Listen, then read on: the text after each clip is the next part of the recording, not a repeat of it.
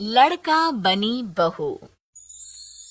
पूरे 28 साल का हो चुका था ऋषभ, लेकिन शादी करने को तैयार ही नहीं था। माँ बाप पूरी तरह से परेशान हो चुके थे। जब भी किसी लड़की का रिश्ता ऋषभ के लिए लेकर आते तो वो शादी करने से साफ मना कर देता, चाहे लड़की कितनी भी सुंदर, कितनी भी अच्छी क्यों ना हो। ऋषभ के माँ बाप को इसकी वजह समझ में नहीं आ रही थी।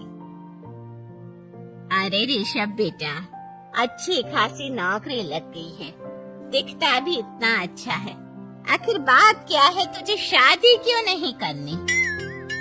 देख, तो हमारा इकलौता बेटा है, अगर तू शादी नहीं करेगा तो कैसे काम चलेगा? लेकिन मैं शादी करना ही नहीं चाहता, मुझे कोई लड़की पसंद नहीं आती। अरे बेटा, अगर कोई लड़की तुझे पसंद हो तो उससे शादी कर ले, हमें कोई एतराज नहीं है। हाँ ऋषभ बेटा, अब देख, तेरी माँ से भी काम नहीं होता। घर में एक बहू आ जाएगी तो कम से कम घर का माहौल भी अच्छा होगा और तेरी माँ को मदद भी मिल जाएगी। लेकिन मम्मी पापा कहा ना, मुझे लड़कियां पसंद ही नहीं आती। अरे लड़कियां पसंद नहीं आती तो क्या लड़का पसंद आता है? वो तो वक्त आने पर ही पता चलेगा। ऋषभ की बात सुनकर उसकी माँ और पापा का सर चकरा जाता है। कुछ दिनों के लिए ऋषभ अपने ऑफिस के काम से शहर से बाहर जाता है और जब लौट कर आता है तो सामने का नजारा देखकर उसकी माँ पापा बेहोश होते होते रह जाते हैं। अरे ये क्या, ये तुम्हारे साथ कौन है? माँ, ये दीपक है, मेरी पत्नी। हम दोनों ने शादी कर ली है। दीपक तुम्हारी पत्नी कैसे हो सकता है? अरे दीपिका होती तो बात समझ में भी आती, ये तो लड़का है। तो क्या हुआ पापा, आजकल तो ये सब फैशन में है और मैंने आपको बताया था कि मुझे लड़कियां पसंद नहीं आती। अरे तो इसका मतलब ये थोड़ी है कि तुम दीपक को दीपिका बनाकर ले आओगी। मुझे बहू चाहिए, बहू के रूप में, ये आदमी नहीं। लेकिन मम्मी जी, मैं आपकी बेटी से बहुत प्यार करती हूँ, मेरा मतलब करता हूँ। अरे इसको तो करता हूँ करती हूँ का अंतर भी नहीं पता, लेकर जाए इसे वापस। अगर आपने इसे घर से बाहर निकाला पापा तो मैं भी इसे के साथ चला जाऊंगा। मैं ऋषभ के बिना जी नहीं सकती, मेरा मतलब जी नहीं सकता। हमारा जिंदगी भर का साथ है, प्लीज हमें अलग मत कीजिए मम्मी जी, पापा जी। हे भगवान, ये तूने क्या दिन दिखाया? तेरे बेटे को थोड़ी अकल दे दे, लड़के को बहू बनाकर घर में ले आया है। अब क्या होगा, हम दुनिया को क्या मुंह दिखाएंगे? माँ, बेकार में परेशान हो रही हो। दीपक आपके सारे काम करेगी और एक अच्छी बहू की तरह आपके साथ रहेगी, देखना। पहले तो खुद तो क्लियर कर ले कि यह कुछ करेगा या करेगी, बाद में हम सोचते हैं कि हम क्या करें। बहू के आने के बाद क्या करते हैं, मुंह दिखाई की रस्म, तो आप भी वही कर लीजिए। आप चाहे तो मैं पूरे मोहल्ले में न्योता भी आती हूँ। अरे रहने दे, तेरी वजह से बेइज्जती और ज्यादा होगी। आई बड़ी, अब मेरा मतलब है आया बड़ा न्योता देने वाला। अगले दिन सुबह के वक्त दीपक बड़ी नजाकत से चलता हुआ सबके लिए चाय बनाकर सुबह सुबह बालकनी में आ जाता है। प्रणाम मम्मी जी, प्रणाम पापा जी। ये देखिए, चाय बिल्कुल आपकी पसंद की है। मुझे ऋषभ ने सब कुछ बता दिया था कि आपको क्या क्या पसंद है। हे भगवान, ये सब क्या हो रहा है? ये क्या नौटंकी है? नौटंकी कहाँ है? माँ देखिए तो, मेरा दीपक आपका कितना ख्याल रख रहा है। लाओ, अब जो भी है, जैसे भी है, चाय पियेंगे ही सही। थोड़ी देर के बाद, वैसे दीपक, चाय तो तुमने बहुत अच्छी बनाई है, चलो कुछ तो अच्छा हुआ। अगले दिन अजी सुनते हैं, आज पैरों में बड़ा दर्द हो रहा है, लग रहा है घुटनों में फिर से कुछ न कुछ प्रॉब्लम हो रही है। डॉक्टर ने वो दवाई दी थी, उसकी मालिश करो ना अपने घुटनों पर, आराम मिल जाएगा। क्या है ना, खुद के हाथों से ठीक से मालिश नहीं हो पाती।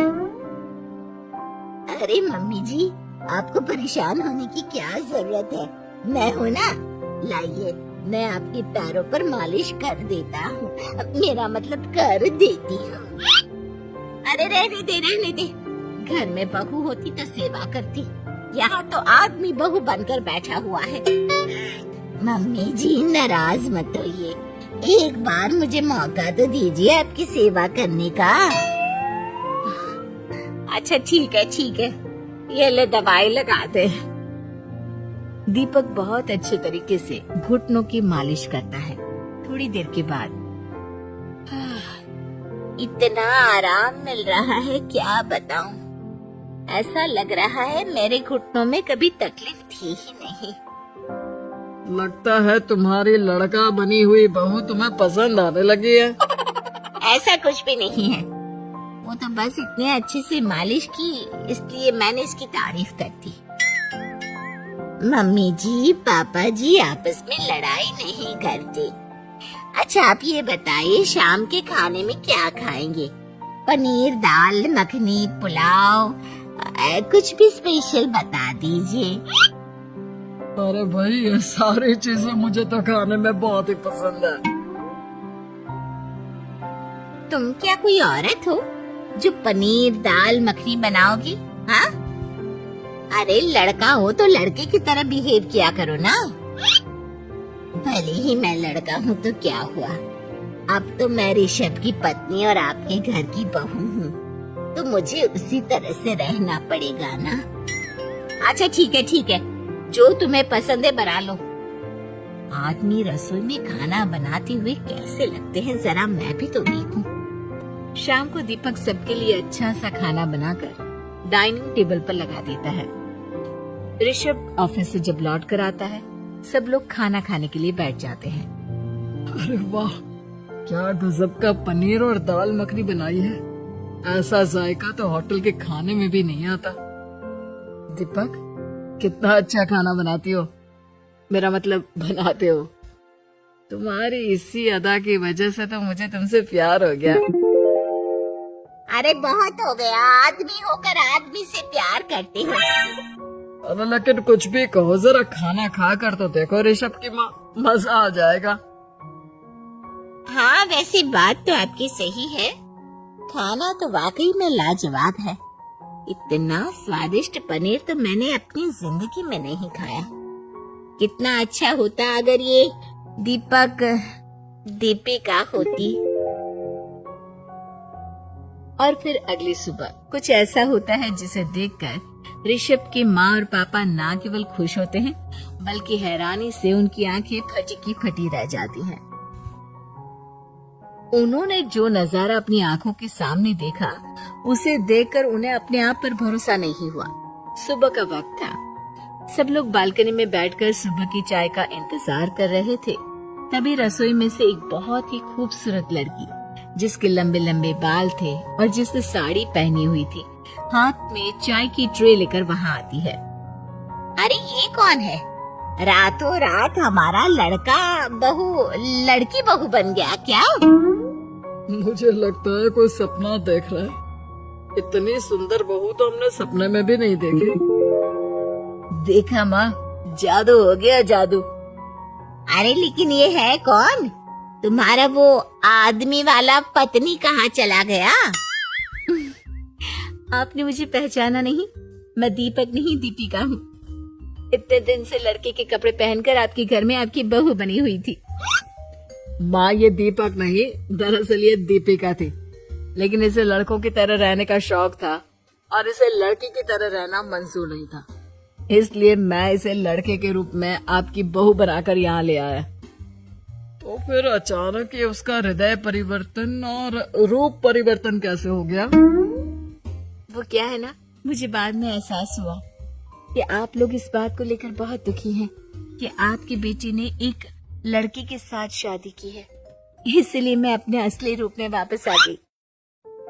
हमने कोई पुण्य कर्म किए होंगे जो तुम्हारे जैसा मेरा मतलब तुम्हारे जैसी बहू मिली, इतनी खूबसूरत और इतना ख्याल रखने वाली। भला हो भगवान का कि हमें लड़की बहू मिली है, लड़का बहू नहीं।